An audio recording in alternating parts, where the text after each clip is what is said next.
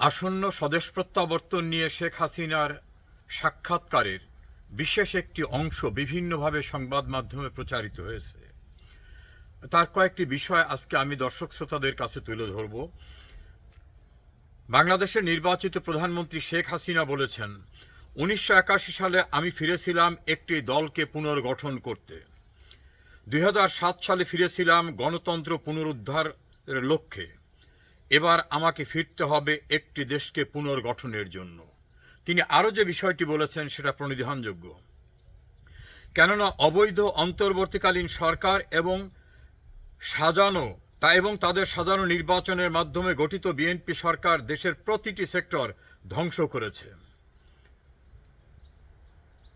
প্রতিটি মুহূর্তে, তিনি বলছেন, প্রতিটি মুহূর্তে তারা মুক্তিযুদ্ধের চেতনাকে ভুলণ্ঠিত করছে, দেশের আবহমান সংস্কৃতিকে ধ্বংস করছে, জাতিকে বিভক্ত করছে। 1971 সালে আমি ফিরেছিলাম শোকার্ত মেয়ে হিসাবে, কিন্তু এবার ফিরব একজন অভিজ্ঞ রাষ্ট্রনায়ক হিসাবে। আমি জানি দেশের মানুষের কি চাহিদা, দেশের মানুষ কি চায়। আমি জানি কিভাবে সীমিত সামর্থ্যের মধ্য দিয়েও দেশকে কিভাবে উন্নত করতে হয়, সেই কর্মকাণ্ড পরিচালনার অভিজ্ঞতা আমার রয়েছে।